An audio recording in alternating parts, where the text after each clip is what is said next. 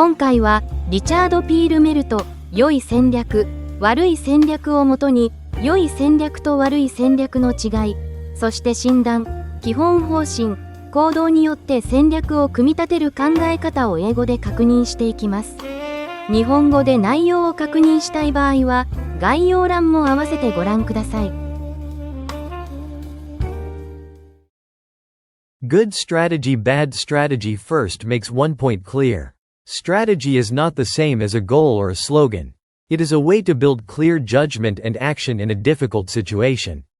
A good strategy has a clear core. Rumelt calls this core the kernel. It has three parts: diagnosis, guiding policy, and action. Diagnosis finds the real issue inside a complex situation. A guiding policy shows the main direction for dealing with that issue. Action turns the policy into concrete work. When these three parts are connected, strategy becomes more than an idea or wish. It becomes a force that can move an organization. Bad strategy is not simply the absence of strategy. It often has impressive words, plans, documents, and long lists of goals. But underneath, it is built on a weak diagnosis or on the avoidance of hard analysis. When people do not face the real situation, they hide problems behind hope and abstract language. Then the organization loses sight of what it should focus on. Setting a goal is not wrong. But if the obstacles, limits, and actions are not clear, the goal is not a strategy. Bad strategy is dangerous because it can look like direction while avoiding the hard choices.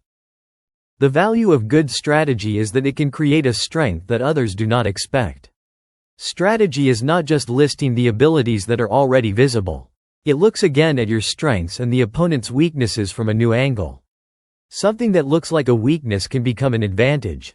The story of David and Goliath shows this well. David understood that he could not win by fighting Goliath in the same way. He rejected heavy armor and chose to attack from a distance with a sling. The important point is not only his skill with the sling. It is his ability to connect the opponent's weakness with his own strength. Strategy is not a simple comparison of ability.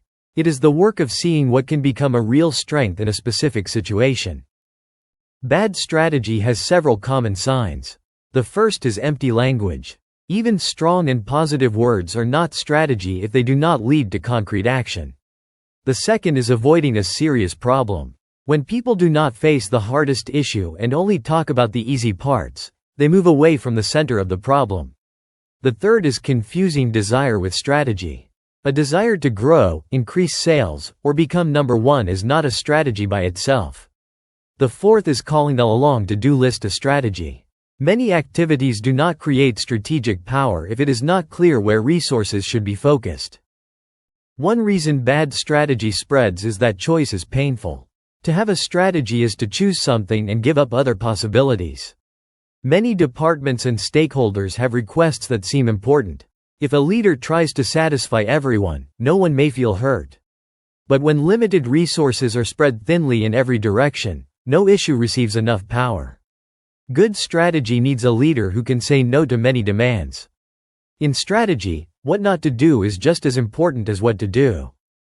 The first part of the kernel is diagnosis. Diagnosis is not just describing the situation.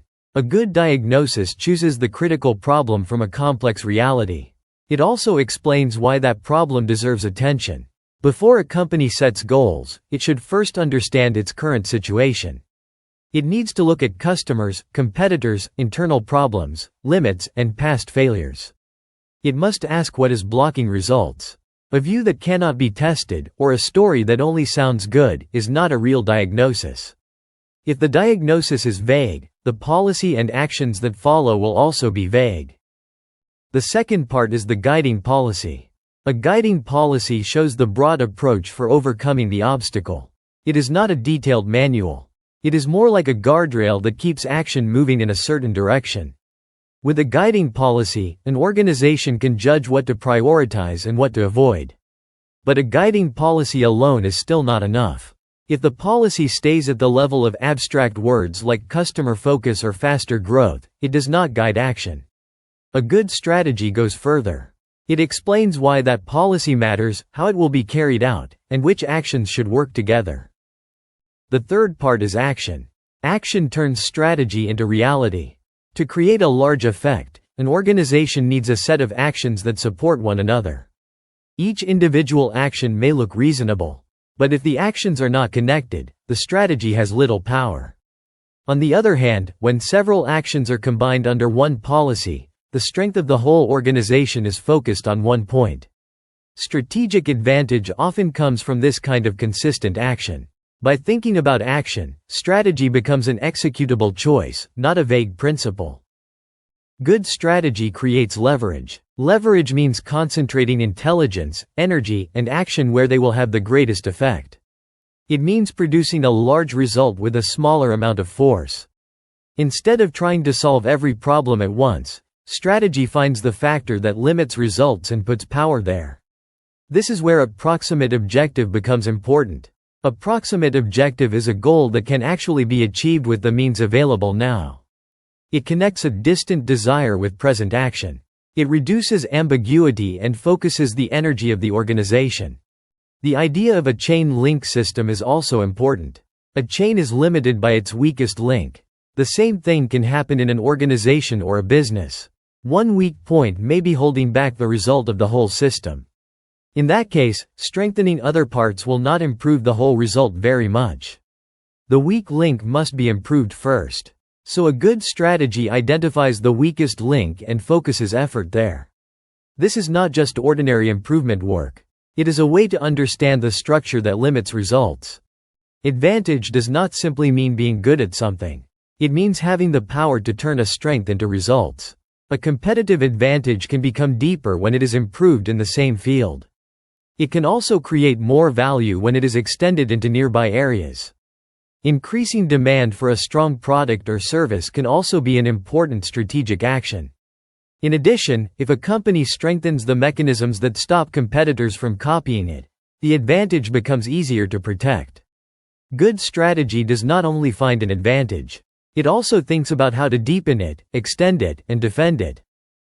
In a changing environment, it is important to read dynamics. Waves of change can destroy old advantages and create new ones. If people only follow surface-level events, they may misunderstand what is really changing. If a company reads change even a little more deeply than its competitors, that alone can become an advantage. When looking at technology, regulation, customer behavior, or industry structure, it is necessary to look for root causes, not just popular words. A strategist is not someone who can predict change perfectly. A strategist is someone who can build a meaningful hypothesis from change. Inside organizations, inertia and entropy are serious problems. Inertia is the force that makes an organization continue its old way of working even when the environment changes. The inertia and inefficiency of rivals can become a strategic tailwind for your own company. But when inertia exists inside your own organization, it becomes a major threat. Operational inertia, cultural inertia, and inertia created by delegation can all slow the response to change. To change culture, it is not enough to repeat values. The organization must reduce complex procedures and unnecessary layers, and it must change the way action is organized. Strategy is similar to a scientific hypothesis. A new strategy is a hypothesis that says, this should work. Carrying it out is like an experiment. If a company depends only on existing knowledge, it may reduce failure, but it may also fail to create new results. The most valuable knowledge is unique knowledge that the company discovers by itself. Because strategy deals with the unknown, success cannot be guaranteed in advance. So the value of strategy is not in a promise of success. Its value is in making a sound hypothesis, learning from real results, and changing course when necessary. Finally, to create good strategy, strategic thinking itself must be trained. The important thing is not only to use analysis tools well. It is also to overcome the limits of human perception.